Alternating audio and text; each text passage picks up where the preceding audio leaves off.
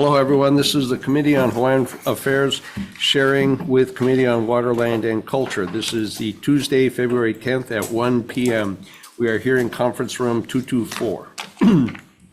In the unlikely event we have to stop, we will reconvene at 1:05 on the 12th, 2 days from now, on Thursday, again in this room 224. Testifiers, you'll have 1 minute to testify, as it looks to be a pretty packed day. So with that, first bill for hearing is Senate Bill 1406 relating to historic preservation reviews. Allows Department of Hawaiian Homes to assume historic preservation review of the effect of any proposed project for lands under its jurisdiction, except for projects affecting properties listed or nominated for inclusion in the Hawaii Register of Historic Places or the National Register of Historic Places. First up for testifying is Director Kali Watson. Kali. Good afternoon. We'll stand on our testimony. Thank you, Chair. Moving on Senate Bill 1406, Jessica Puff. Thank you. Moving on, Senate Bill 1406, James Maoho.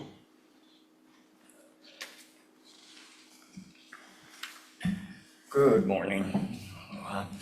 I stand on my written testimony, but I just have a quick statement to add on top of that. We have a minute. And I'm representing Kiai Iwi Alakai, not the royal order, so we're clear on that. I stand in opposition to SB 1406. When we discuss historic preservation or burial review process, we are not talking about paperwork. We're talking about our ancestors. Once iwi kupuna are disturbed, that harm cannot be reversed. Cultural context, burial integrity, and spiritual balance are permanently affected.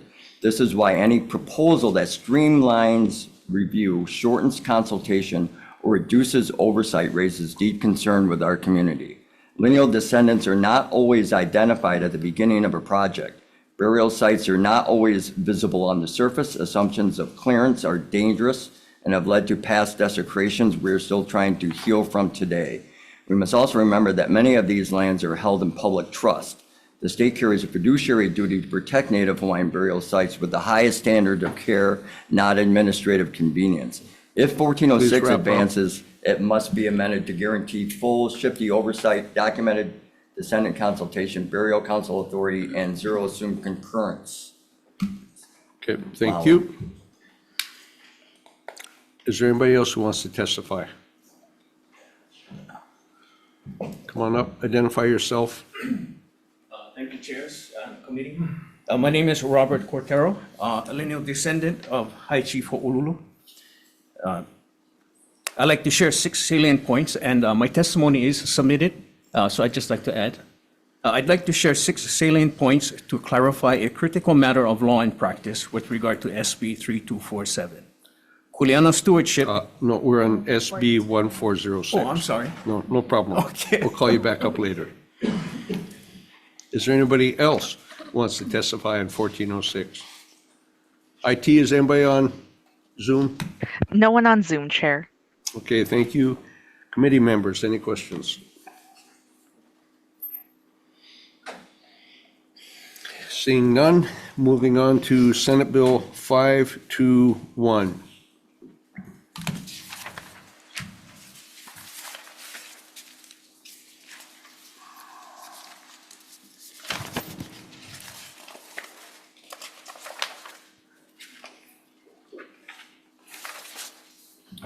Relating to access to water on Hawaiian homelands.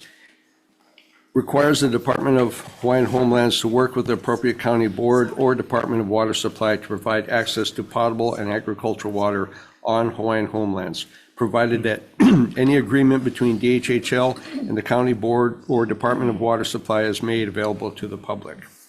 First on the list to testify, Director.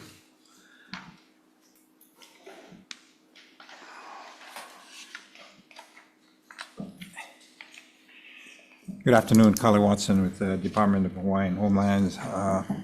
With respect to our testimony, we'll stand on it, but I did want to emphasize the fact that The department is working with the different county organizations, but one of the problems with this particular bill, it says shall, it's almost a mandate. And with respect to our program, a certain amount of independence and discretion, which is provided in the law, I think should be preserved. It's not that we're not going to work with the counties. We are, in fact, working with them, but it's kind of undermines our sovereignty and independence regarding the Department of Hawaiian Homeland. In that respect, we would object to that. Thank you. Thank you, Chair.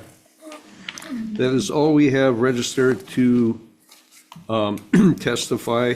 Is there anybody else in the room who would like to testify? Seeing none. IT, anybody online? Yes, we have one participant, Chair. Go ahead, please.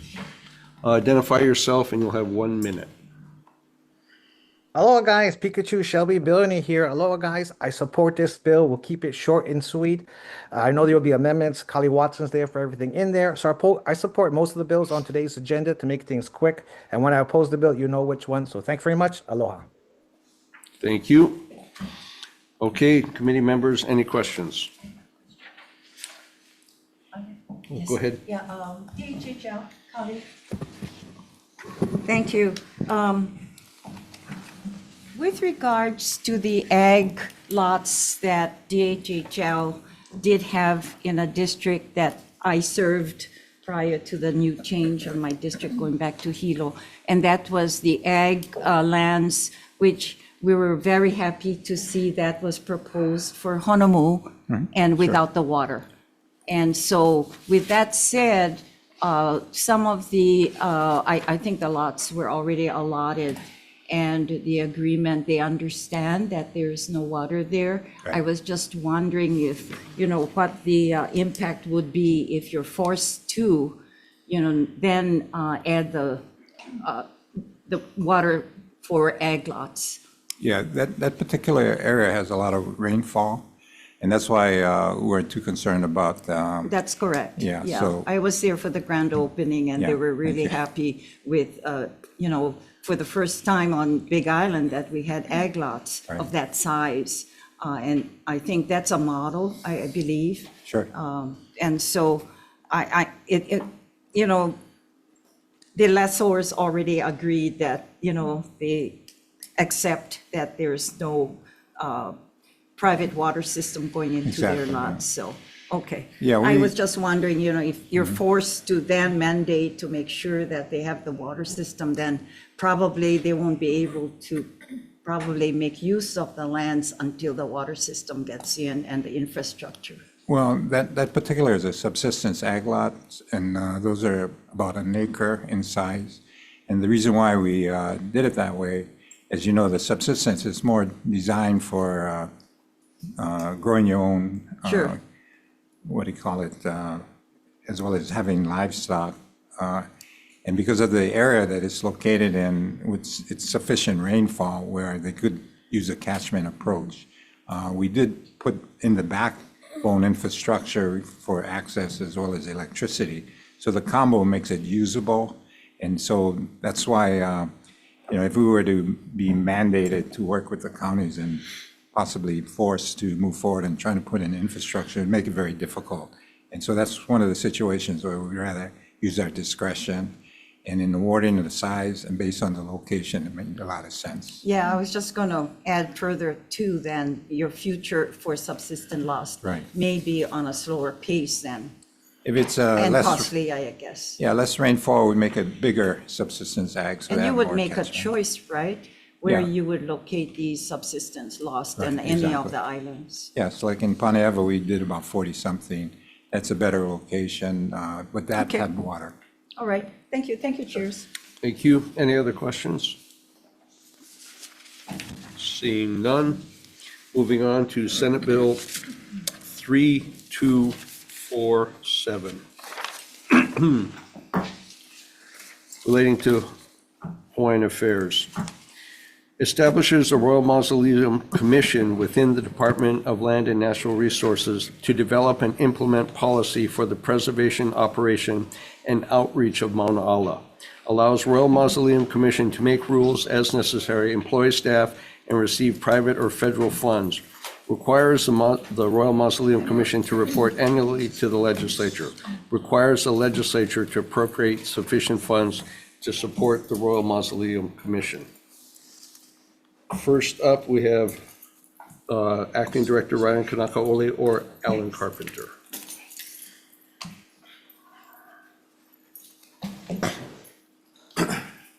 Good afternoon, chairs, vice chairs, members. Alan Carpenter, acting administrator for the Division of State Parks on behalf of Acting Chair Kanakaole. First, I have to offer my profound apologies because we uploaded the incorrect testimony, which compels me to at least summarize our comments here for those in the room. On the bright side, it was a really good bill that we were supporting, but it's not the bill before us right now. So as it relates to Mauna Ala, we look forward to continued discussion with the measure's introducers, the Ali'i Trusts, and other stakeholders. And the comments that we offered up include, we value the longstanding collaboration between state parks and the Ali'i Trusts, which has provided an important framework for shared stewardship and preservation efforts at Mauna Ala. Should a new commission structure be established, the department believes it will be important to ensure clarity of roles and coordination with existing responsibilities and agreements currently in place. And finally, the department also notes that any new entity created to assume operational, staffing, or planning responsibilities would require sufficient resources and administrative support to carry out its duties effectively. Thanks, and we look forward to hearing from the others. Thank you. Next up, we have Keith Ridley. Did I say that last name correct? Ridley? Good afternoon, chairs, vice chairs, members of the committees. My name is Keith Ridley. I'm the Kakolelo, the talking chief for Mokuo Hawaii Chapter 1 for Honolulu. And I'm speaking on behalf of our Ali'i Nui, Alika Desha, as well as Sir Arthur Ayu of our Moku here in Honolulu, and speaking on behalf of the entire Royal Order of Kamehameha. The Royal Order stands in strong support of Senate Bill 3247. The Royal Order was established by King Kamehameha V in 1865 to honor his grandfather, King Kamehameha I. Today, the organization continues to guard, maintain, and preserve the rights, the rituals, and the memory of the ruling chiefs of Hawaii. When established, this commission would develop and implement policy for the preservation, operation, and outreach of Mauna Ala in consultation with Native Hawaiian organizations, including the Royal Order. So this would give us a process to be able to provide that input. This would go a long way in establishing proper protocols and for being pono. In summary, this bill represents a thoughtful, culturally grounded approach to honoring and safeguarding one of Hawaii's most sacred cultural sites. For these reasons, the Royal Order of Kamehameha I respectfully urges the committees to pass Senate Bill 3247 as is, and I'm available for questions. Thank you. Next testifier we have registers Lina Alale. For the Hawaiian Affairs in Seattle's testimony, who's highlighted the request for OHP Act as a member of the commission. Thank you. Next, we have Quentin Kawananakoa. Aloha. Quentin. Good afternoon. How are you? Aloha. My name is Quentin Kuhio Kawananakoa, and I've been active with Mauna Ala over the past 3 months in attempting to create a better way for us to move forward, both as Native Hawaiians and the rest of the people of Hawaii. My concern is that the Hawaiian people have a certain worldview that is a little different from other cultures that live here, and it's the host culture, and we need to propagate that and to share it. So this bill attempts to bring those concepts in, the concept of ike. What is our learning? What's our history? How is that passed down through the generations, through millennia, to what we have today, which is a beautiful understanding of environment. It's an understanding of relations. It's an understanding of the way to conduct yourself, and even the way the words you say are important in our cosmology. And so when we look at what is attempted, we hope to bring together the best of our minds in Hawaiian culture and understandings and share that with the Department of Land and Natural Resources so that they can carry forward and implement appropriate maintenance, appropriate, learning centers, or appropriate, appropriate protocols so that we can share those ideas. And as you know, the state motto is "Umau Kea o Kainei Kapono," Well, that's the same model for a Native Hawaiian worldview. And I believe that we can perpetuate and, Please wrap up. very well.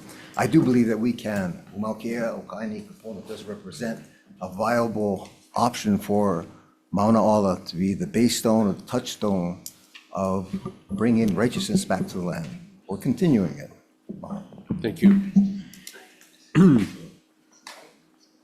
Next, we have James Myoho.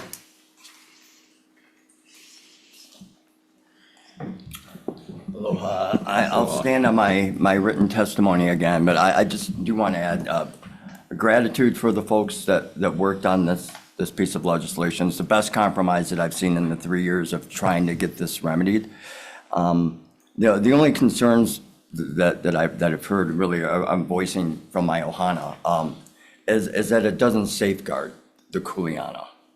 And I just want to gently remind everybody of how we got here and why we are here dealing with this today. And without those safeguards, we potentially face that set of circumstances again. And it would be nice if either in a parallel piece or in this piece, that we can find some way to codify and safeguard that kuleana. So there's no misinterpretation in the future. Otherwise, we support this bill and appreciate the work being done. Mahalo. Thank you. Next, we have Robert Quatero. Now. Thank you, Chair, Vice Chairs and Committee. Please excuse my eagerness earlier. No. Always appreciate when the public wants to participate. So I'm here as cousin to James Myoho. I'm a lineal descendant of Hawai'i Chief Ho'olulu. When my grandmother was born, she was raised on the property there in Hale Ho'olulu for most of her childhood. So our family has been there since appointed. Maitutu Mariah Kahea Beckley was appointed by her cousin, Queen Lilo Kalani. So we've been there on the property ever since 1893. So I'd like to make 6 points, as I said earlier, that's critical to law and practice with regard to SB 3247. Kuleana stewardship cannot be rightfully bestowed upon an employee of the state of Hawaii or by state appointment in a way that replaces, extinguishes, or supersedes kuleana that flows through lineage and traditional practice. So the first point I'd like to make is that kuleana rights are not created by appointment. Our Constitution recognizes traditional and customary rights as pre-existing rights held by descendants and practitioners, with the state's duty being protection, not reassignment. Clarify, you only have 1 minute and you're almost out, so you've only got one point of Okay. 6. Go through quickly, Second, please. HRS 1-1, customary practice are preserved as a continuing legal practice principle. Third, when government action affects customary practice, Kapa'akai requires findings and feasible protections. Identify the practice, assess impairment, and mitigate. Fourth, employment or appointment is revocable and conditional. A state employee or a state appointment can be reassigned, disciplined, Just terminated, the or points, replaced. please, otherwise I'll have to cut you off. Okay, fifth and sixth. So the state employee has a duty with the state, my fifth point. And my sixth point is that kuleana refers to the historic land and rights framework. It reflects a legal interest grounded in law, evidence, and a lineage, not something equivalent to a job title. So in addition to my written testimony and the amendments I submitted, I'd just like to make these points. Thank you for the opportunity. Thank you. And last person we have registered is Navahine Lanzi Laki. Did I say that correct? Do not. Aloha, please be seated. You have to be near the mic so people online can hear you.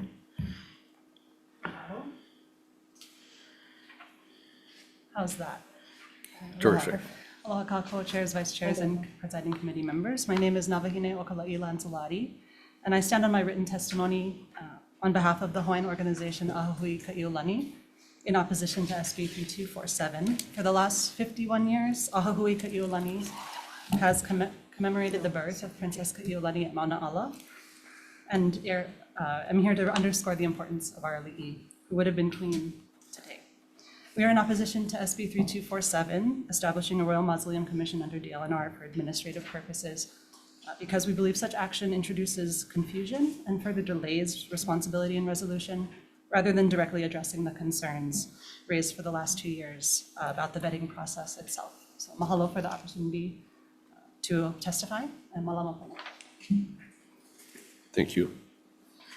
Is there anybody else who'd like to testify in this measure? Aloha, Chair Aloha. Richards and Chair Lee, committee members. My name is Colleen Ayu, and I'm the Kuhina Nui of the Daughters and Sons of the Hawaiian Warriors, Mama Kakaua. I'm here to oppose Please be seated. Senate Bill 3247.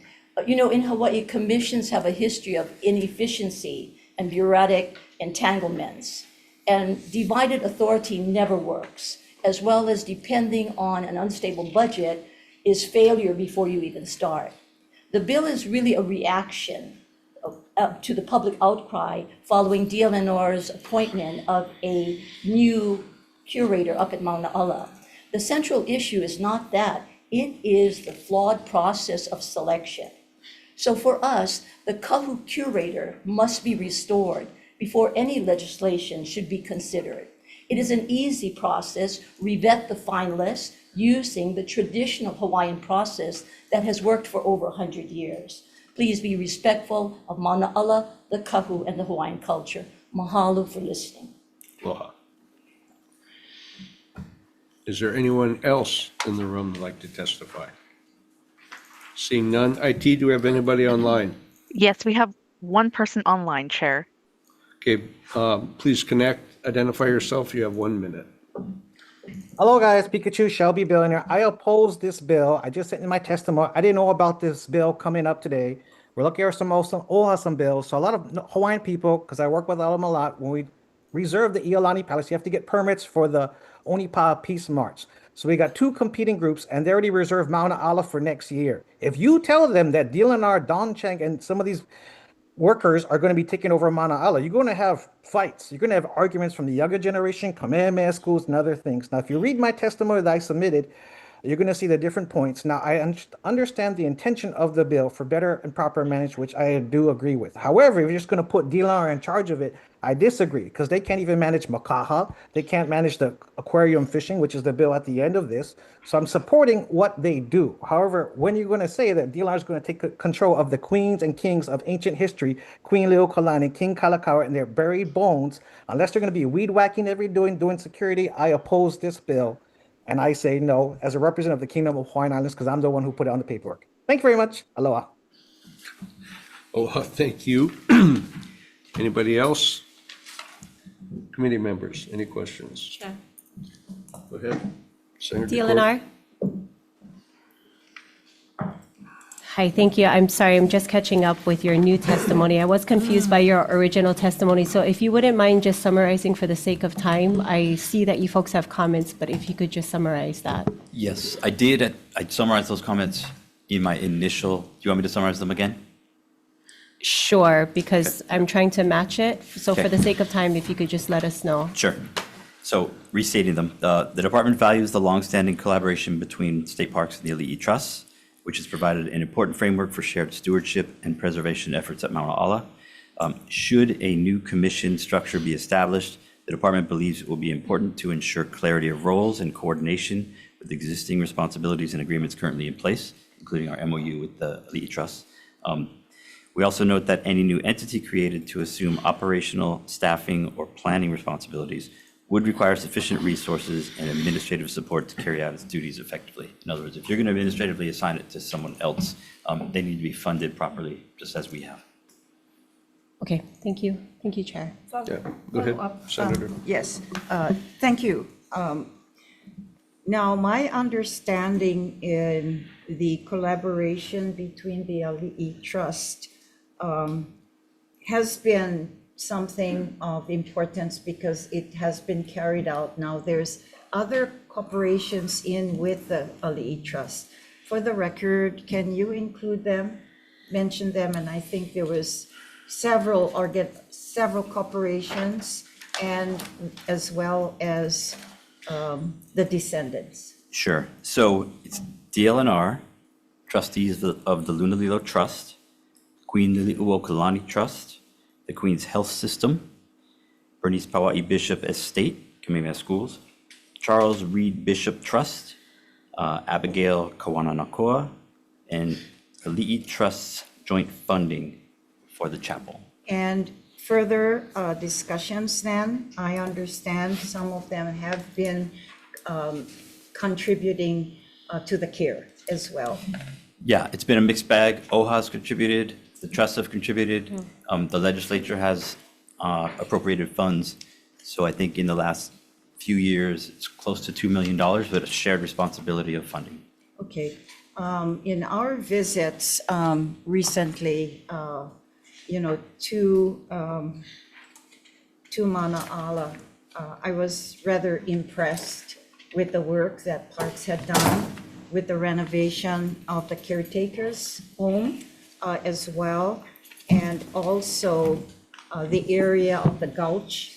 I understand there were homeless people at one time, and I understand that they have been kind of cleaned up and monitoring. I think there's quite a bit of infrastructure that was added. I felt very comfortable, there. Now, if a commission takes over, what happens to the residents? And the contribution, now, I know that our contribution from the general fund to parks is not very much. I think if I remember, less than 200,000 or annually For, for the service to parks to manage Mana'ala. I don't know the Very specifics. minimum, Yeah, it's relatively minimal, but I mean, we are pretty flush on our special fund, right? So we can reapportion monies for reinvestment in any state park properties, including Sure. Mana'ala, yeah. Oh, okay, all right. Now, going back to my question about what happens then to the residents if a commission like this is appointed, and what happens to the role of DLNR's managing with the appointee managing the area and living there. That changes, I'm sure. Well, that is all to be determined, Okay. and I think HGEA may have something to say about that, because it is a state employee. But the residents, right, we've invested a lot in it, so if we were to no longer be the main managers, if it goes to that, the resident stays, right, it's part of the property now, and, but we're not advocating either way, we're kind of listening to the voices, and I think I would characterize us as kind of reluctant konohikis, right? This is an awesome responsibility to manage something of this importance, and we can always do better, and this is something critically important to the folks in this room. All right, I see HDA has sent testimony, young chairs. Did they come to represent and speak on this measure? No one else is registered to speak. Are we coming? No one else is registered to speak. Oh, okay, all right, thank you. Thanks, Chair. All right. Okay, thank you, Thanks, Senator. Okay. Any other questions? Senator Keokuole, you just joined us. Okay. Seeing none. All right, we are transitioning over to water land. Senator. Do I have one? Oh, you're right. My apologies. Okay, moving on to Senate Bill 1654.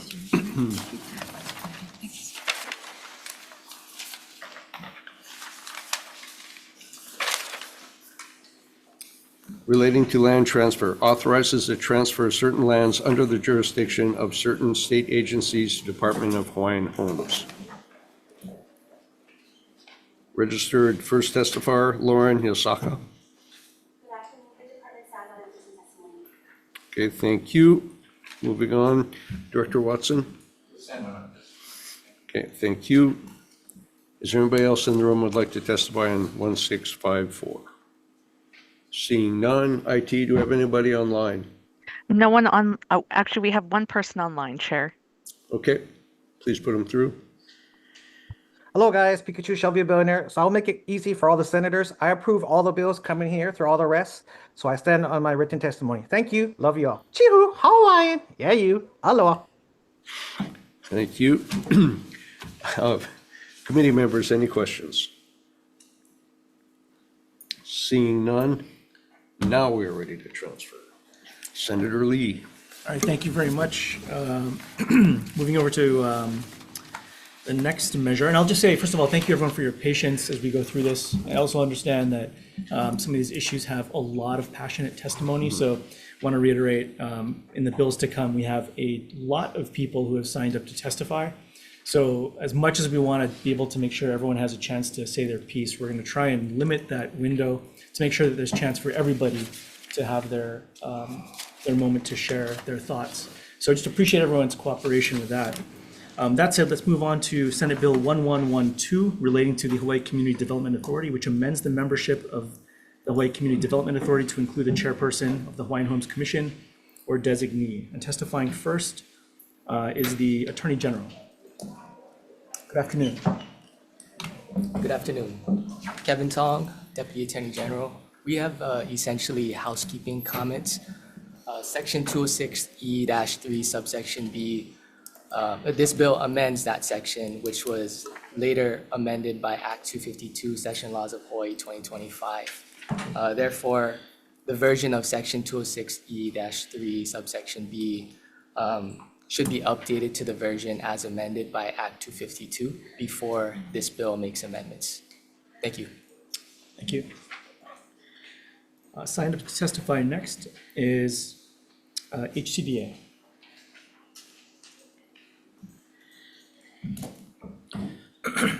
Good afternoon, chairs, vice chairs, and members of the committee. Craig Nakamoto, Executive Director of the Hawaii Community Development Authority. With respect to my testimony, I've submitted it, but allow me to make 2 points in the 1 minute that I have.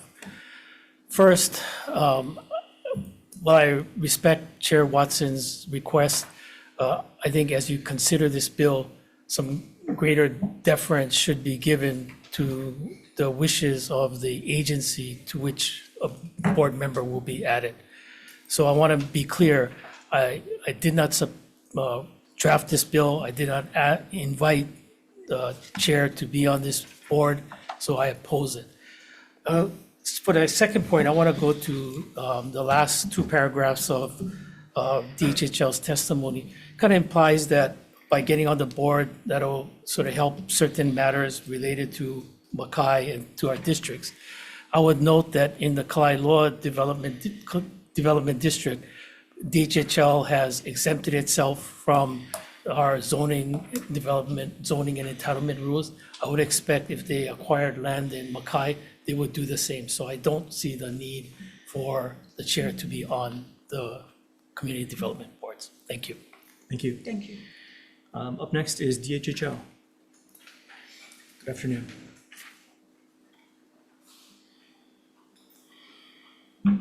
Good afternoon, chairs and members of the committee. With respect to the recent comments, I think when you look at the, I guess, decision-making power and the use of these different areas, whether it's Kakakumakai or Kalaeloa, I guess the interests of the various landowners are real key in being active in the decision-making, which not only impacts those lands, but the surrounding lands. There's a certain amount of coordination and shared benefits that have to come into play. And I think with me being part of that process, it betters it in many, many ways in that we can collectively make good decisions that reflect the goals and objectives of all the different landowners. Now, when you look at the areas, we have lands in Kalaeloa. We are now working with OHA regarding the Kakakumakai. So I think it's important that we are at the table when decisions are being made. Thank you. Thank you. That's everyone who had signed up to testify on SB 1112. Is there anyone else wishing to testify on this measure? Seeing none, are there any questions?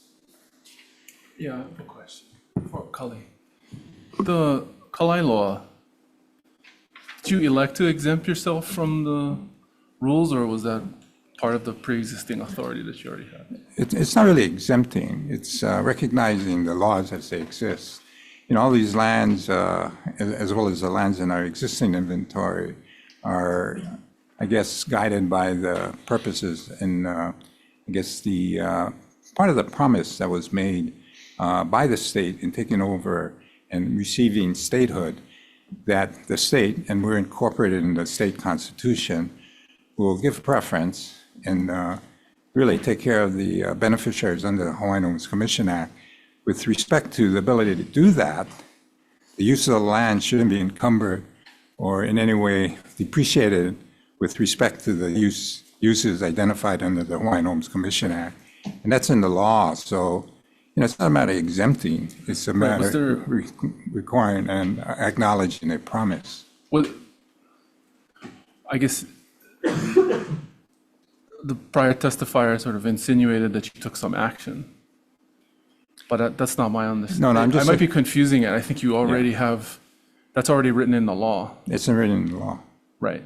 So I'm just pointing out to the various parties that, it's not where including, I personally think the Office of Hawaiian Affairs is entitled to that same recognition, but that's, for another case. But with respect to DHHL, I think it's clear that we're not subject to the rezoning as well as the permitting and all these other things. Not that we want to, not acknowledge and follow certain building codes and all of that. We will do that. Okay, thank you. I have a follow-up for HCDA. Yeah, you seem to insinuate that these were personal decisions made by the department when they were existing statutory requirements in the law that the legislature made. So I think Chair Watson's predecessor, I recall getting a letter from Chair Watson's predecessor saying that they've chosen for the lands that they have in Kalailoa to sort of not have that under HCD zoning and regulatory power. Building permit requirements are different from HCDs. We don't regulate building permits. It's a zoning entitlements that I think predecessor has chosen to sort of bring themselves out of. Right, but did they choose to violate the law, or did they? I didn't say it was to violate the law, Senator. It's to assert their rights under their federal authority. Okay, so is the concern in this, you use that as an example of concern that might occur in Kaka'ako. What is the problem with the department choosing to assert authority that it already has? Well, I think what I tried to say, and maybe I did it inartfully, Senator, is that it's one thing if DHHL was going to put itself under our zoning and entitlement power. Maybe I can see that being, they can have a seat at the board, but they don't recognize our zoning and entitlement powers. I think if they got a fee simple conveyance of land in Kaka'ako Makai, I suspect that the same thing would occur, that they would not want to be under our zoning. See, I think that there's some confusion here about who has authority over what. I think the challenge I'm having with what I'm hearing from you is your feeling that they need to recognize your authority, when in actuality, you need to recognize theirs. If they come into the HCDA's jurisdiction, they have pre-existing authority that you have to recognize. And I think what the bill proposes is that they have a seat at the table so that there's appropriate communication and we don't get this kind of confusion on your part. Yeah. I don't think there's any confusion on my part, Senator, respectfully. I think just saying it in a different way, but the communication between myself. Well, you're proposing in your testimony, what you seem to be insinuating in their testimony is that the department is choosing to take these actions when they already have the authority to do these under the law. These are not decisions that they are making. These are decisions that the legislature and the federal government already set in statute. They also could choose not to follow that and to recognize our authority as well. And I also think as far as communication goes, Chair and I, used to meet a lot regularly, and, we can still do that and communicate and have that open communication. Wow. Off the board. So you could choose to do that now as well? I can, we, Chair and I have met, unfortunately, the meetings kind of dropped off, but I'm happy to reinitiate those regular meetings and have that communication with Chair. Okay, because again, you let off your testimony by saying, you know, you didn't ask for this bill and they didn't come and ask you permission to get on. You don't have the authority to make those decisions. The legislature does. Yeah, I didn't say I didn't give them permission. I just said that I didn't initiate this bill. I didn't invite the chair to be on the board, and so I opposed it. That's what I said. Okay. Thank you. Yeah, thank you. Thank you. Further questions? All right, seeing none, thank you, everyone. Let's move on to Senate Bill 1301 relating to historic preservation, which establishes conditions under which archaeological inventory surveys and reconnaissance surveys are required, as well as which archaeological permits may be issued and revoked. The practice of archaeology may be temporarily revoked, and makes other modifications to the composition and operations of island burial count. Comments. Up next is the Office of Hawaiian Affairs. Mr. Mayoho. I'll stand on my written testimony. In opposition. Any IOP?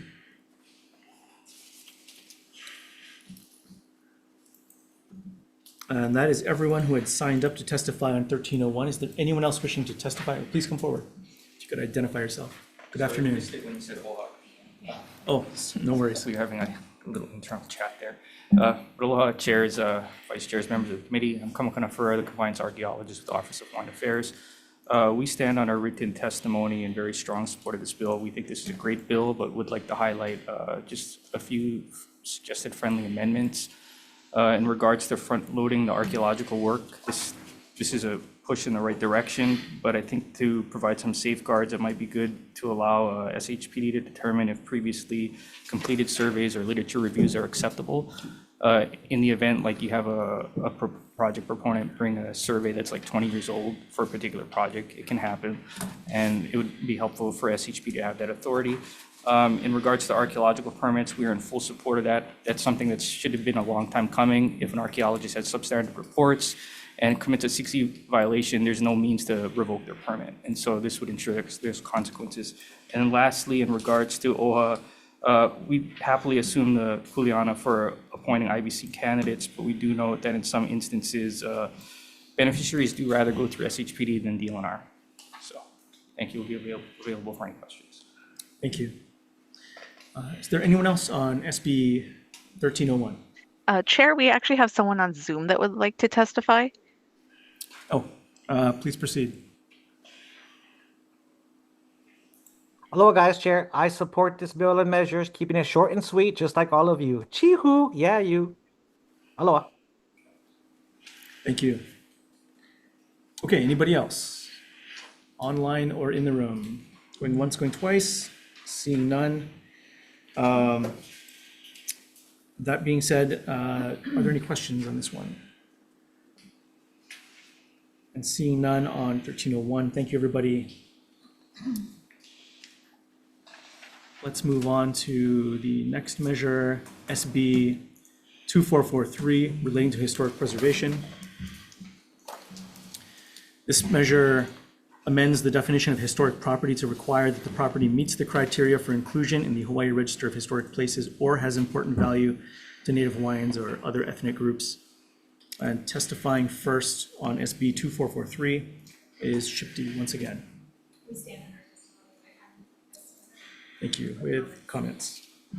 Up next is NIOP once again.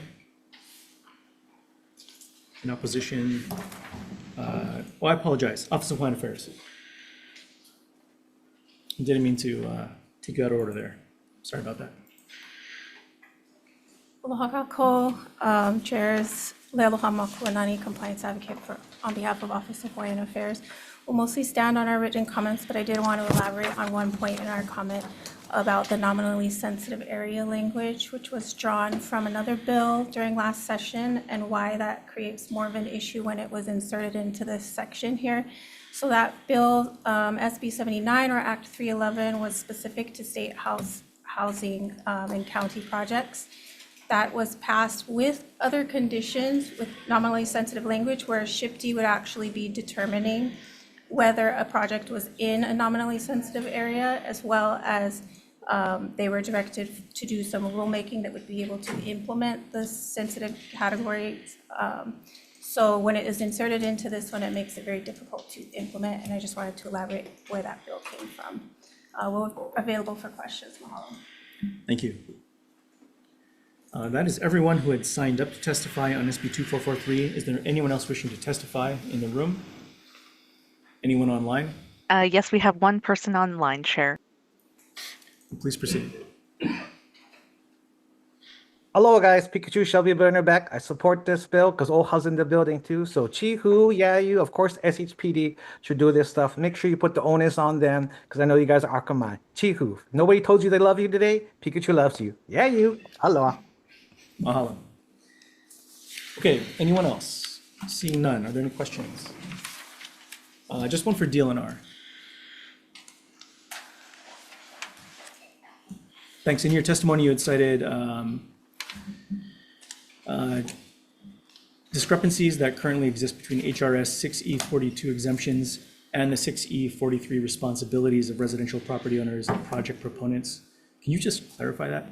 So Section 6043 of Hawaii Revised Statutes lays out the parameters of the state burial sites program and the responsibilities that property owners have to care for or to consider impacts to iwi kupuna. And this is also where preservation plans and the process for what to do if you encounter iwi kupuna through an archaeological inventory survey and going to the burial councils. So with a blanket residential property exemption, there's been confusion over the last few months about whether or not projects that are on properties with known burials are exempted from further 6042 review, and to ensure that, or whether SHPD should have the opportunity to review those projects to ensure that certain preservation plans are enforced or are considered when the project is implemented.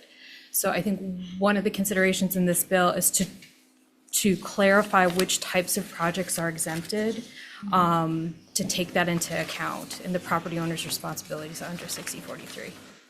Thanks. And then just one follow-up. In the existing language, historic places are, or excuse me, historic districts are cited. One of the proposed changes would be specifically citing local, state, or nationally designated historic districts. Yeah. Does that change anything? I think that it adds clarity to what a district is, and that it actually, our recommended addition for the local, state, or nationally designated refers back to the Hawaii or National Registers of Historic Places or the county's authority to identify their own local historic districts, instead of having some sort of potentially vague language that might assume anything could be designated as a historic district or identified as one without the formal designation. I hope I'm not mushing this up, but just to clarify that a district is a particular thing that a local, state, or federal agency determines. Okay, thank you very much. Since she's Vice here, Chair. thank you, Chair. And with regards to the Chair's first question, and you elaborated with regards to the residential portion, what about the commercial and lands as well as state projects? Like the school, like my elementary school right now is going under redevelopment and new buildings, and I've been there because we found some EVs there as well. And I think with the contractor and the rules that we have has been pretty much covered, and I was pretty satisfied with the movements. What's the difference with what you itemized with regards to the statutes? So the difference with that in particular is that there aren't any exemptions for projects under Hawaii Revised Statutes Chapter 68, which triggers a historic preservation review for projects that are kind of government sponsored, either using money, land, or something else. So school projects don't fall into the 6042.2 exemptions. Neither do commercial projects. Those also do not fall under the 6042.2 exemptions. It's just for residential properties. Okay. Thank you. Thanks, Jessica. Any further questions? Seeing none, thank you very much. All right, let's move on to the last measure on our agenda this afternoon. Senate Bill 2996 relating to environmental protection, which prohibits the harvesting of aquatic life for commercial aquarium purposes. Testifying, I'll just note we have a number of folks testifying, so we're going to take just a minute here to get through that. But testifying first is the Department of Land and Natural Resources. Chairs, vice chairs, members of the committee will stand on our written testimony available for any questions. Thank you. With comments. Up next is the Office of Hawaiian Affairs. Excuse me.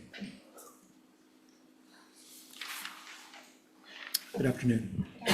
Chairs, vice chairs, members of the committee.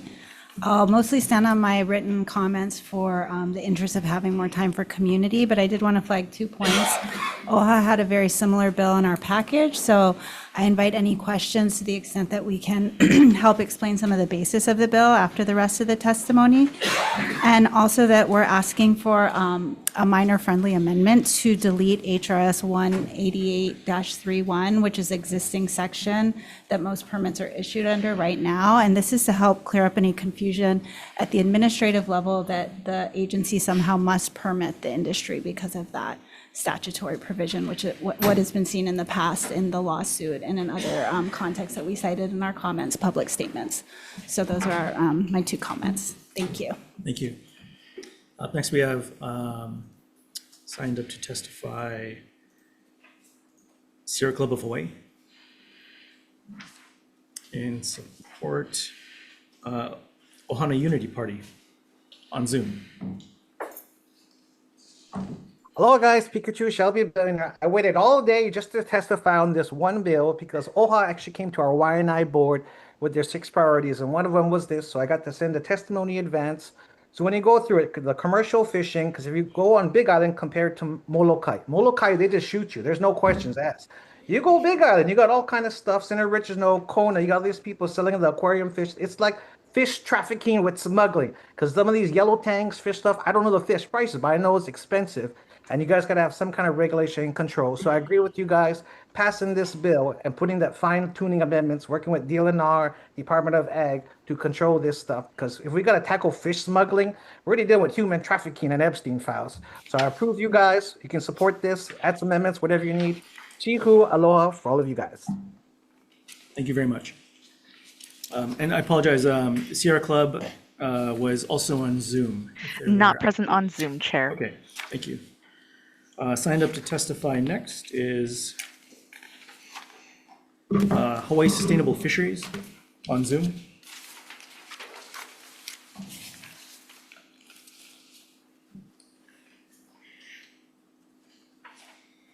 Good afternoon. Oh, you're there you go. Hello, my name is Ron Tubbs. I'm in support of Senate Bill, the non-passage of Senate Bill 3996, 2996. So Sir, if we could please just- do not pass this bill.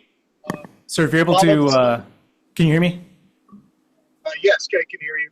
Could you, if you're driving, can you pull over and we can come back to you in about a minute once you get situated there? On Zoom this quick, yes.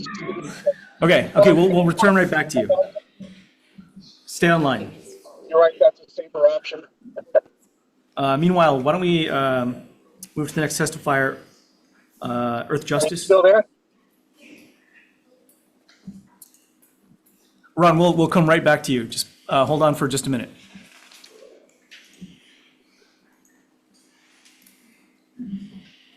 Good afternoon, chairs, vice Yeah, chairs. and aloha, committee members. senators. Yeah, wait for a place to pull over.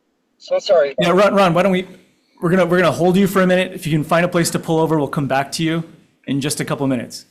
Okay, so yes, my name is Ron Tubbs. IT, can we maybe in? Yes, Chair. Yeah, thanks. Ron, if you can hear us, we'll come right back to you in a minute once you're situated. We'll go through the testifier in the room first, so hang tight. Okay. Good afternoon, chairs, vice chairs, and committee members. Kylie Wager Cruz, Earth Justice. We submitted written testimony in strong support of this bill with OHA's proposed amendments.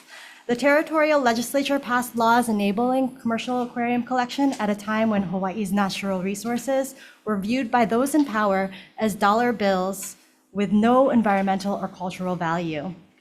The legislature thought it would be fine to enable collection based on its mistaken view that no one eats or uses these fish. Times have changed. Coral bleaching is threatening our reefs, food sources, and ways of life. In this budgetary constrained environment, DLNR estimates that managing the aquarium permit program will cost the agency $300,000 to $500,000 per year annually for Hawaii Island alone, while a handful of collectors would pay just $100 each for an annual permit. DLNR is convinced that its hands are tied, that it can't ban collection, and that it must allow it instead. Please empower DLNR to focus its limited resources where they're needed most, rather than allowing this outdated and wasteful practice to continue. Mahalo for the opportunity to provide testimony. I am available for questions, particularly in light of Earth Justice's long body of legal work on this issue. Thank you. Thank you. Okay, Mr. Tubbs, are you parked there? Yes. Okay. Aloha, please. Senator. So Thanks sorry. thanks My for your. apologies. I expected to reach my destination. So, aloha, Senators. Regarding Senate Bill 2996, I'm in opposition to the shutdown of the aquarium fishery. First of all, it's sustainable. The future of Hawaiians and Hawaii is sustainability. There's no more renewable reproductive resource in Hawaii than marine fish. Anti-fishery propaganda and testimony based on the misinformation should not carry any weight. Management, not shutdowns, management, science is the state's role in the fishery. It's not to shut down a sustainable fishery. It's very important to understand that 10% of Hawaiians were involved in this fishery. 10% of all fishers were Hawaiian ancestry. I will ensure that once I leave the industry due to retirement and old age, that my permit will go to a person of Hawaiian ancestry, and I will continue as a Waimanalo resident with many friends and family of Hawaiian ancestry to ensure Hawaiians have a place in sustainable fisheries that make enough money where they can stay in Hawaii. Many Hawaiians that have worked for me are no longer living Thank you, in Mr. Tubbs. Hawaii, Your time is and up. it's If a you can shame. summarize. Thank you so much, legislatures, for your consideration on this bill. Please do not pass Senate Bill 2996. Thank you. Okay, and IT, did I see that was Sierra Club that had just come on? Yes, they are present online, Chair. Okay, why don't we go back to them? Good Good afternoon. Good afternoon, chairs, vice chairs, members of the committee. Wayne Stocker, Sierra Club of Hawaii. We're in strong support of this measure. I'll just add, the vast majority of the public, the Board of Land Natural Resources itself, indicated their desire to prohibit a commercial aquarium collection, but their reasoning for not doing so was that the statute, in their belief, mandated that they allow some form of permitting for commercial aquarium collection. So I think this is a good opportunity to make it very clear to the board that they do have the authority, or in this case, just to direct them to, not stop wasting everyone's time on this already shuttered industry and focus on the very real and pressing management issues that we have in our initial waters. Happy to have questions, but thank you so much for your time. Thank you. Up next is For the Fishes and a number of other organizations, I think on the same letterhead here. Good afternoon. Good afternoon. Thank you, chairs. Inga Gibson for the Fishes and about 16 other organizations signed on in strong support. I just wanted to clarify the trade has been shut down since 2018 in West Hawaii and 2021 on Oahu. So we're not putting anybody out of business. The vast majority of polls show that this is something that the community wants. Almost 90% of people. We've had neighborhood boards across the state. We've had county councils, most recently Hawaii County Council, emphasizing their support for ending this trade. We have aquaculture. Two of the top species that were taken by the millions from our reefs, yellow tang and potter's angel, are now available for aquaculture right here in Hawaii at commercial levels and have been for years through Biota and Oceanic Institute. I also wanted to try not to repeat my colleagues, but point out the CGAP's testimony, because obviously there's a concern with invasive species that have been introduced by the aquarium trade, but also that collectors could remove if they wanted to continue collecting only invasives. And we support OHA's friendly amendment, Chair. Thank you very much. Thank you very much. Strong support. Signed up to testify next is Moana Ohana. Good afternoon. Good afternoon, Chris. Good afternoon, Chair and fellow senators. My name's Mike Nakachi. Good to see you, Senator Richards. I'm in strong support of this. Been coming to the legislature probably over the last 3 decades on this particular subject. Like other colleagues have spoke in strong support of this, we support it with the OHA amendments as well. The key thing is for a lot of us in West Hawaii, we're ground zero and have been ground zero with things happening where Maui, at least Maui County, did some things to prohibit the aquarium trade there, and most of those people came to our moku. The big thing that we need to all be very considerate of is that our resources are not getting any better. Things are not getting any better. With a lot of other things that are affecting our environment, this is one of the easiest things that we can do, and we have advocated before the BLNR, before our county council, and we ask that this legislative body here do the kako thing and at least push this bill forward to continue on. And I appreciate your folks' time and energy on this. Thank you. Thank you.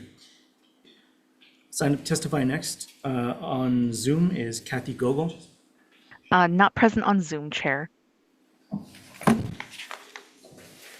Next is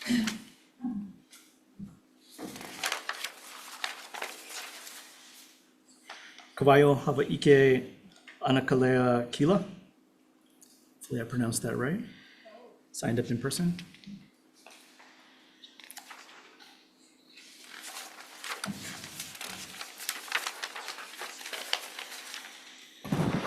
Clayton Kubo on Zoom. Good afternoon. Clayton Kubo, Waimea, Kauai. Please oppose this bill. Please bury this bill, in fact, because, please, you guys got to think about it from this perspective. Okay, this is a fishery. What next going to be another fishery on the chopping block, and another one after that, and then eventually it's going to come down to recreational fishers. I don't think this is a good idea. It's like, in the end, that is what I see being dictated. So please consider deferring and burying this thing already. Mahalo nui. Aloha. Thank you. Up next is also on Zoom, Travis Leggett. Not available on Zoom, Chair. Kaikea Nakachi on Zoom.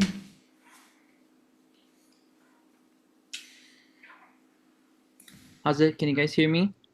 Yes, please proceed. Right on, thank you. I stand on my written testimony in strong support of this bill. Not going to reiterate what others have said, although I do support the added OHA amendments. I'll just add that I'm a strong supporter of community-led and people of place management efforts, and strongly support those in West Hawaii that have been improving the resources for all. And I'll note that when people claim sustainability, even the DAR's numbers of sustainability where they estimate the population of yellow tang, they're looking at the entire coast, many of which the highest areas of population are due to restrictions that the communities have fought years for, and that would not be allowed in their take. So strongly support banning this bill and focusing more on the communities protecting their resources rather than the commercial interests. So mahalo for your time. Thank you. And I see also Ms. Umberger. Good afternoon. Good afternoon, aloha chairs, vice chairs, and committee members. I'm Renee Umberger in strong support. State and federal monitoring data show that yellow tang, the most heavily taken species, did not recover after aquarium collecting stopped in 2017 and declined in some areas. That directly counters claims of sustainability. It also conflicts with West Hawaii's experience 20 years ago when yellow tang recovered within 4 years of area closures. If aquarium collecting were truly sustainable, ending collection in 2017 would have led to a similar clear recovery. It did not. Allowing collection under these changed conditions is risky. Just as important, in 2022, DAR gutted the very monitoring program designed to measure the impacts of aquarium collecting. They now propose to reopen that activity without the data or the monitoring capacity to justify it. When a non-essential trade causes harm and better options like farmed fish exist, allowing wild collection is unjustified. Please pass this measure. Mahalo. Thank you. Up next, also on Zoom, Kim Koch. Chair, my bandwidth is low and I'm going to keep video off. I'll try to make this short because you've only given us a minute. Aquarium ban proposals are not new, as this has been the norm for 20 years. Ms. Koch, could you turn your video on, please? Yeah, I'm having. Hello, I can't do both. We don't have power or internet right now, and I'm going off a cell phone service, which is very low. Can you bear with me? Please proceed. The reason based aquarium ban proposals are not new, as this has been the norm for 20 years. The reason based on cultural issues is new. You know the truth isn't on your side when you continue to change your arguments every single year.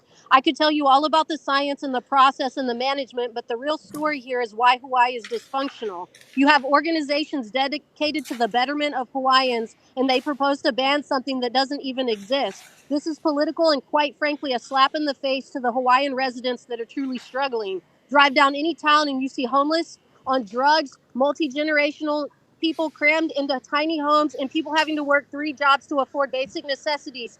And it's all Cook, if because you could summarize, your time is up. I will summarize that it takes a special kind of person to go out of their way to totally ban someone's life. Think about your vote today, and if you can keep a clear conscience, ending someone's life that has been proven sustainable, and that's how they provide for their families. This is hypocritical. Don't discriminate. Don't be Thank you very much. prejudicial. Okay, up next, also on Zoom, Kevin Chang. Currently unavailable on Zoom, Chair. Please come forward. If you could turn your video on, that'd be great. Aloha, committee members. My name is Kevin Chang, here for Kua'aina Ulu Awamo. We stand on our testimony in strong support. I think the only thing I haven't really heard, at least from the way I've been hearing the conversations go on for the past, decade or whatever, is we keep talking about the markets and we don't talk about values. And I think that the vote you guys are having over this bill really is about what are those values we have going forward around this kind of activity. Mahalo. Thank you. Up next on Zoom, Keikoa Alip. Unavailable on Zoom, Chair. Okay. Up next, also on Zoom, Mary Tubbs. Also unavailable on Zoom, Chair. James Lovell on Zoom.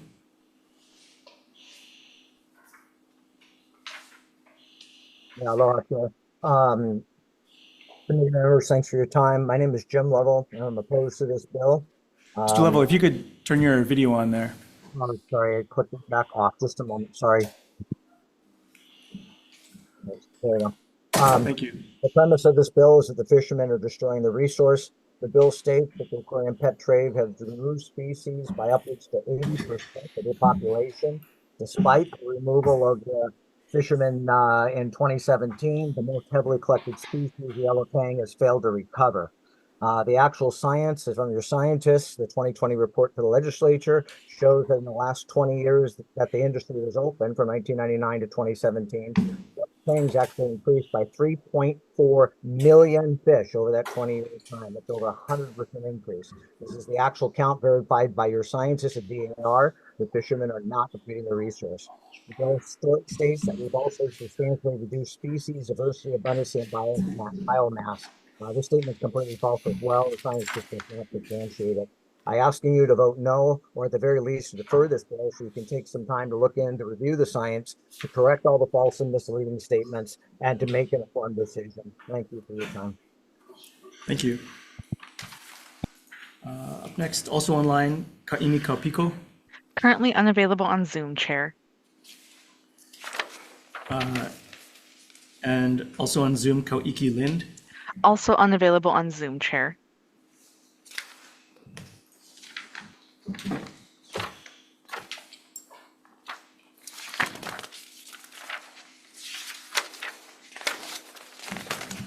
I believe, if I'm not mistaken, that's everyone who had signed up to testify. But to summarize, there are also 27 organizations in support, 2 with comments, 1 opposed, 162 individuals in support, and 16 opposed. That said, is there anyone else who has not? Oh, please come forward.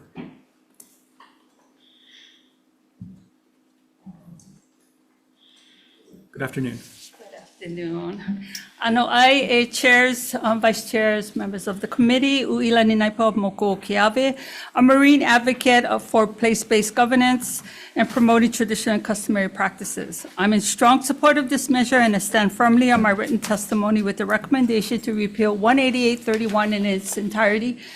Written comments and details are in my testimony available for questions.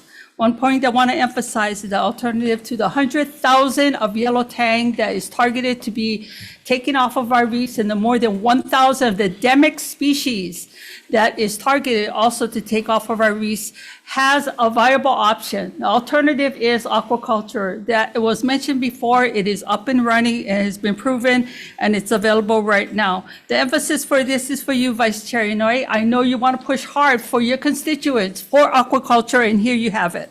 Extractive and exploitative practices of public trust resources such as commercial aquarium collection does not ethically have a justification that prioritizes private gain over the health and recovery of our reefs. Mahalo nui. Thank you very much. I'm told we also have one more person. Hello. I've been on Zoom trying to get through. Hello. Yes, sir, if you could turn your video on. I cannot turn them on, but we get power. Right now, we don't have internet in Waianae because of the high winds, so I'm having to call in.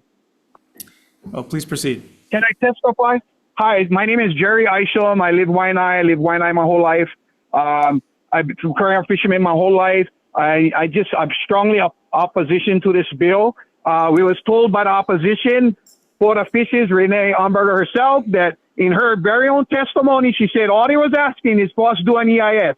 Here we are today, we do an EIS, and now they're like banned, and they keep moving the goalpost every time. Some of us would mortgage our house. If this bill passed, you ruin our lives. Their feelings get hurt, but you ruin the fishermen's lives. I just like you guys know that. And just for a comment earlier about they talking about what's porno, Mr. Nakachi running around out there with 300 horsepower motors, turning up the water, killing all the baby fish just so he can run around like on Yahoo and get his jollies off. But he today testifying that he care about the environment. That's what you're dealing with, okay? But I'm upset because every time they move the goalposts, I mortgage my house, I try to do everything that's right to do what I believe in. And here again, they trying to move them, and they lie and lie and lie. And you guys keep giving these clowns the time of day. When Sir, your time is up. If you could please summarize. My summarize is you guys need to do the right thing and not ruin people's lives and do the right thing and let the EIS play out. Thank you. Thank you very much. Mr. Parola, online. Yes, good afternoon, Senators. My name is Arthur Parola, and I'm an attorney here today on behalf of PJAC and PAN and the fishermen we represent. There is scientific consensus that the Hawaiian aquarium fishery is one of the best managed nearshore fisheries in the world. No other fishery in Hawaii has as much data, research, scrutiny, and regulation as this fishery. As for cultural impact, the fishery provides livelihoods both directly and indirectly to many people in Hawaii and far beyond. This includes for Native Hawaiians who work as fishermen catching aquarium fish. This bill would not only ban a sustainable fishery, it will also deprive Hawaiians of income and opportunity to provide food and other basic needs for their families. Therefore, we respectfully request that you oppose this bill. Thank you for your time, Senators. Thank you very much. Is there anyone else wishing to testify in this measure? I'm who is trying to not testify. yet- Yes, I would. My name's Eric Koch. I'm a aquarium fisherman on the Big Island. Sorry, hold Aloha, on. Chair Richard. Hold on just one sec. IT, how many people do we have online right now that have signaled they'd There's like quite to a few. There's about 7 participants calling in from phone numbers. Do we know who? Hold on a sec. I'll just note we have 6 or so minutes before the scheduled end of the hearing. How many other Okay. folks in the room do we have? I'd like who to- have not can I yet give had my an testimony? opportunity We- to testify? Sure, I'd like to give my testimony. We're having weather problems. We phoned in. We don't have video, so can I just give my testimony now? IT, can we? Can everybody online hear me right now? Yes. Yes, we can hear you, but if you only have 6 minutes, can we Yeah, just give let me our ask, testimony real quick? Thank you. If you guys could hang on just one second. If we can ask everybody online to be sure that your written testimony is submitted for the record, first of all. Secondly, We don't have that. Secondly, for the folks online, have you guys had a chance to sign up to testify online? No, we did this. We spoke. Can you hear me? Yes, we can hear you. Okay, yeah, we had bad weather. Helco cut the power because of the wind. The legislature was shut down yesterday per the governor's orders. Okay, We had why don't trouble we getting then- our testimony in. Okay, thank you. Hold on a sec. Whatever the reason, why don't we very quickly take people one at a time? But we're going to ask you to state your name for the record, turn your video on, which is our tradition and practice here. We've made a couple exceptions for those who apparently are having internet issues in order to try We and don't make have sure internet. everyone We has an don't- we can't opportunity. if we turn the video on, it's going to drop the call because we're having bad reception right now because of the weather. There's high winds. Helco shut power down. The I understand. internet's not I'm sorry. working very well. Are a number of you, is this true of everybody? Yes, You could just that's why we state your- arranged this. That's why we're here like this. Usually we would zoom in like normal, but we cannot. That's why we're calling in audio only. So for those folks, why don't we, IT, can you maybe unmute one person at a time? As you become unmuted, if you could just state your name and take your minute to share your thoughts. Okay, let me go first though, because just so the rest of the guys know what Purdue. My name's Eric Koch. I'm an aquarium fisherman on the Big Island. I live down in Ka'u. I'm in strong opposition to this ban bill. It makes so many claims that are not supported by the facts. All this talk about populations being down, reefs overrun with limu is costing the state all this money. Where's the proof for these claims? What does DAR say? The science. DAR does not exist solely for aquarium purposes. It's for all commercial fisheries, all user groups, and that burden is shared by all. Fish populations are stable or increasing, and this has been the case for decades. The science is not in support of these points outlined in this bill. Not sure why I have to point this out when DAR is here to say that themselves. This fishery creates good, clean, sustainable jobs for local fishermen across the state. We currently have a rules package moving forward with DAR and BLNR for a conclusion for a long and lengthy EIS HEPA process where we prove the facts. The board passed this EIS and the state Supreme Court upheld the document. That's why we are here today. These activists behind this measure will not accept the findings, will not accept the science, they will not accept the truth. We strongly support, encourage you guys to oppose this bill. Let us keep our jobs. Let Thank you. If you could summarize, your time is up, and we've sir. done right. Thank you for the time. I appreciate it. Thank you. Who's next?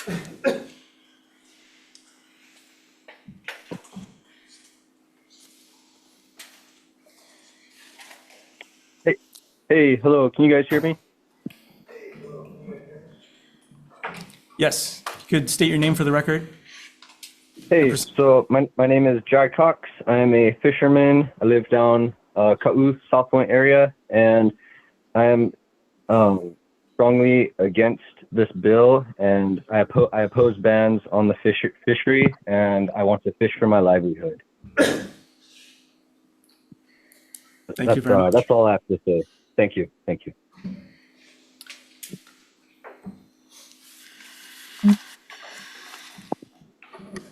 IT, is there someone? Aloha, Gatsha Molokai. Yeah, you can hear me. Yeah, please proceed. Aloha, can you guys? Okay, Molokai, Gatsha Kaka, the Native Hawaiian Gathering Rights Association. We're in opposition of this bill. Plenty false information was being given. The EIS was done. The fishery is sustainable. A lot of the organizations that are in support of this are commercial passenger vessel businesses, tourism, yeah? So they never need to do an EIS. I think they need to do an EIS. And pretty much, as you guys can see, basically they're just trying to eliminate their competition. So fishing has always been part of our culture. We support all sustainable, subsistence, and commercial fishing. Mahalo.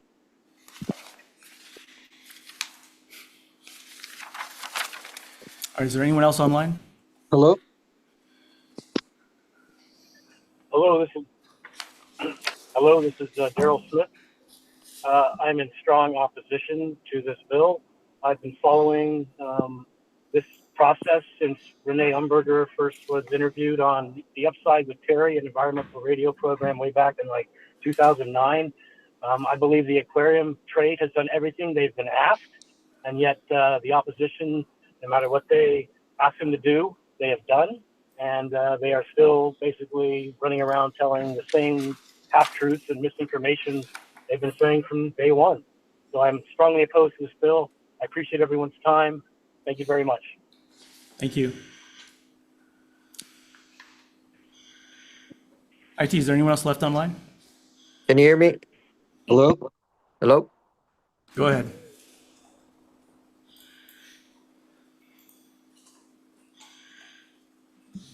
Hello, this is Nick. Go ahead.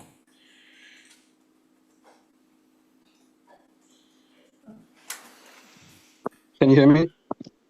Yes. Oh, okay, thank you, senators. I'm asking you to, I'm here to say that I am not in support of the bill to ban the aquarium fishing. I live on the Big Island, and my family has lived on the Big Island for 4 generations. I know that a lot of local people have worked in the aquarium fishery trade and have lost their job. And having spoken with them, they've always explained to me how proud they were to be fishermen, and they took a lot of pride in doing a good job and taking care of the fish.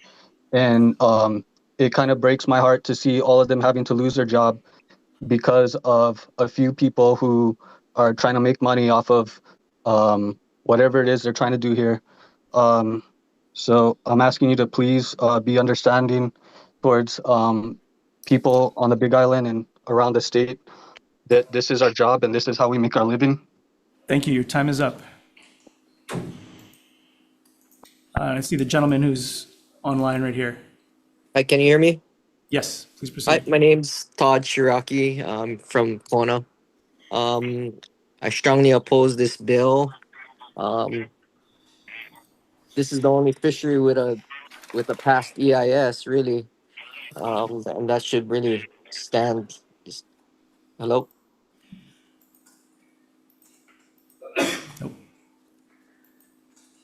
Hello. Yep. I oppose this bill. At least oppose it or defer it. Thank you. Thank you. IT, how many do we have left? We have about 3 left, Chair. Okay. If the next person could please proceed.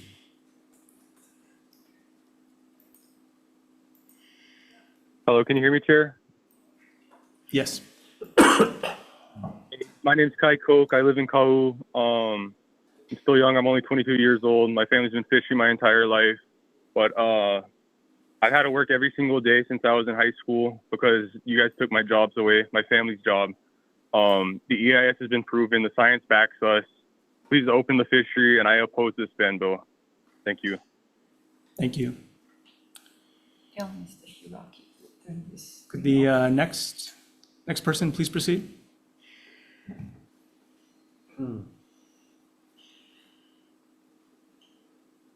Is that everybody? There's one more chair.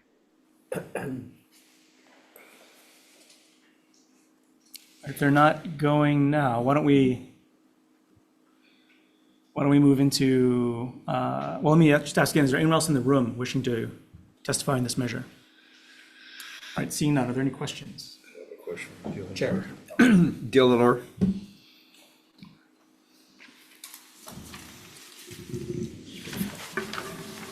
Aloha, Senator Brian Nielsen, Administrator for Division of Aquatic Resources.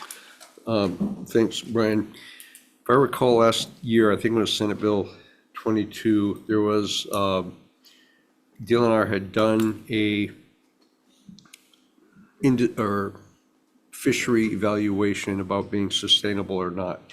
Am I remembering that correctly? And what were the findings of that? Yeah, I don't recall the bill that you mentioned, but the division did do an independent analysis of the West Hawaii fishery in terms of the sustainability of the populations of the species in the whitelist. So those were the species that were identified in the preferred alternative of the environmental impact statement that the West Hawaii Aquarium Fishers conducted. So we did an analysis of the population status and also the potential impact to those populations and the impact to the environment, and published that on our website last year. Okay, and definition of west side of Hawaii goes from Upolu Point down to Kalai, so Yeah. yes. The whole thing? Yes. Okay, and what are the findings of that, please? The findings is we found that the populations were sustainable and also no impact to the environment or the ecosystems based on the catch limits and the different restrictions that we're proposing in our current rule package. And, but that was specifically for Big Island, did not imply anything Specific for for West Hawaii, and Okay. that includes all the closed areas as well that are prohibit aquarium collecting, prohibitions on what species you can take, the numbers of species you can take, the amount of fishers that can engage in the fishery. All of those things were considered in terms of our analysis of whether we think that there's going to be an impact to the fishery. And what was the year on that, and is there an update? We put that out, I think, in 2024, I want to say. So yeah, we haven't updated it since. Yeah. Okay, thank you, Chair. Senator. Thank you. So according to your findings, was that the EIS study that private fishermen had paid for on their own? So there was the EIS study that the fishermen funded and carried out on their own. But we did an independent analysis of our data that we collect and also data that NOAA collects and the catch data that we've been taking in since the fishery was open, back to 1990s. Thank you. So according to your findings, you're not necessarily identifying any real negative impacts as far as population? Not under the proposed restrictions that we were proposing to manage the fishery. No. So according to DLNR's Chapter 91, fishermen have been pretty much abiding by your safeguards, your rules, those kinds of things? So currently the fishery is closed to commercial fishing and has been in West Hawaii going back to 2017, I believe. Yeah. So I think the concern with a lot of constituents that have been contacting my office is there has been investments that have been made, time, money, resources, data that's been collected. So I think the trust in the DLNR department is why put them through, and I'll use the term of my constituent, putting them through hell when only a blanket piece of legislation would kind of dissolve all of those efforts. And so I know of 6 families right now in my district that if this bill passes, that's the end of their livelihood. And so I can see that this could be a future safeguard, but then also if people are abiding by the regulations and following the rules, this might be an extreme step to take, considering that this is a source of income for people. And yeah, and so the information that I'm getting is right now currently 12 divers on Oahu all chipped in $15,000 to $20,000 each for this EIS study. So if this bill does pass, is the department prepared at all to reimburse these people? Yeah, I don't think we would have the funding to do that. The reason why the aquarium fishery was shut down was because of this environmental compliance, and the lawsuit did say it was up to the applicant to conduct the EIS, not specifically the agency. So, I understand the hardship you're describing, that, it was shut down. You just need to do this EIS and then you can get back to fishing. And then to go through that EIS and the time and the funding that requires to then have it shut down, I can understand the hardship that would be. Okay, thank you. Thank you very much. Thank you, Chair. Further questions? Real quick, one of the testifiers had alluded to the Board of Land and Natural Resources taking a vote earlier, at least a few years ago, to end aquarium fishing. Is that right? So it's complicated. So there was a petition submitted to the board to ban aquarium fishing. The board unanimously accepted that petition to ban aquarium fishing, but also directed the division to develop rules to regulate the fishery. So I understand that's kind of can be confusing. So we've gone forward with developing rules to regulate the fishery, and the board did approve us to go to public hearing for that. So we're in that Chapter 91 process so far. So I think that's what that reference was to.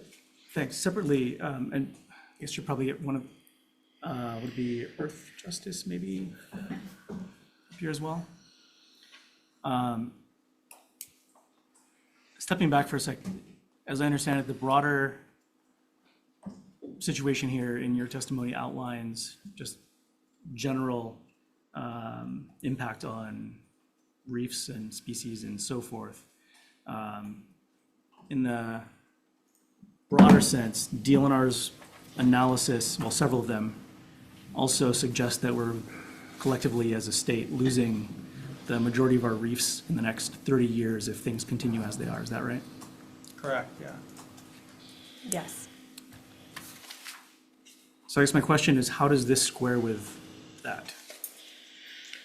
I guess from my standpoint, there's much bigger issues that have much bigger impact on our reefs than this fishery, especially with the proposed regulations. I think we've heard the concerns with the fishery in terms of sustainability, and we've tried to throw every tool we have at the toolbox at it, from environmental compliance with Chapter 343 to white lists to catch limits, required reporting. We've thrown the toolbox at that, but when you look at global climate change, land-based source pollution, sedimentation, sewage, all of those things, those are the big issues that the department's prioritizing in terms of the longevity of our reefs. Yeah. And the issues that Brian is speaking of do exist, but this is an easier way to get rid of the low-hanging fruit as far as non-food fishing that's extractive, used for ornamental pets. Most of these fish die within the first year of being caught. And so this is a needless activity that we don't need to authorize anymore, that keeps herbivores on the reefs to maintain their health for the long term. And I know there's a lot of talk about the EISs earlier. We did go through the process, and we asked over and over again for the collectors to acknowledge that in the areas where collection is happening, there's a significant impact. The populations of the fishes in those areas versus uncollected areas is dramatically different. I do admit that, yes, we ultimately lost that issue to the Supreme Court. The Supreme Court said the EIS was adequate, but the Supreme Court said it was adequate because all of the comments that we had submitted throughout the process, all the different science and all the different takes on what this industry was doing is all part of the package that the board can consider and that the legislature can consider in deciding whether to continue authorizing this activity. when we talk about sustainability, DAR has never defined what sustainability is. Based on my review of all of the documents, their definition is, are we going to keep about the same number of fish on the reefs as we always have by allowing collectors to take around the same amount as they always have? And that doesn't necessarily speak to Aina Momona or protecting against future further threats to our reefs, like climate change, more coral bleaching. And so this is really our safe deposit account, is our ice box that we need to preserve, take a precautionary approach with for future generations. Senator DeCourt. Sorry, Brian, really quick. Is your department staffed up? Do you folks have adequate staff to impose these kinds of regulations? So I'm assuming we might need to, so go ahead, I'll just let you answer. Yeah, of course, I'm always going to answer. We need more staff, but we issue about 3,000 commercial marine licenses a year. So we have a whole staff set up to issue those licenses and track catch and that type of thing. So we can absorb the extra work that would be required with this fishery. But of course, yeah, we could always use more staff. So this could potentially cost the state an additional millions if we had to give you folks more positions to regulate these kinds of activities? I wouldn't say millions. I don't think we're going to have to add any additional staff to manage. Right now, there's only 7 fishers that have complied with the EIS. So for us, we're already managing 3,000 commercial marine licenses. To manage 7 more, that's not a big dent, but yeah, we could always use more staff. Thank you, Chair. Yep. I'll note we have a hard stop. There's another committee that has to come into this room in just a few minutes, but real quick for a lightning round, are there any other questions from the committee? If not, I'll just close out by saying, first of all, thank you to everyone who took the time to testify today, and especially those who waited patiently to the very end over the course of the last couple hours. Sure, we'll have time to follow up. What we're going to do, because we're out of time on all the measures before us, is defer these measures for decision-making to a time appropriate. So let me turn it over real quick to Chair Richards to talk about that. Yeah, thank you, Chair. And to echo our thanks from these committees, we appreciate everybody testifying, submitting testimony, being here in person, et cetera. But we are out of time. And so on behalf of the Committee on Hawaiian Affairs, we'll be deferring these decision-making until February 12th at 1:05 p.m. here in room 224. Thank you. And for the Committee on Water Land, for all the measures before us, we'll be deferring decision-making to February 13th, which is this Friday, at the end of our 1 p.m. agenda here in this room, conference room 224. Right. We're adjourned.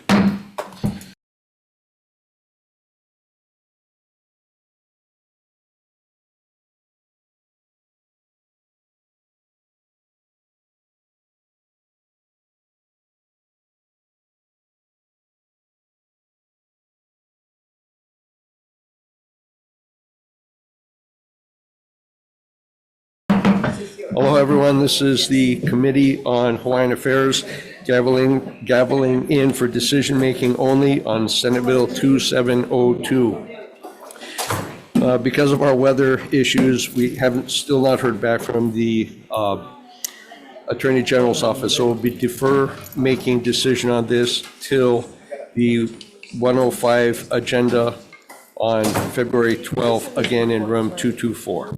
We are adjourned.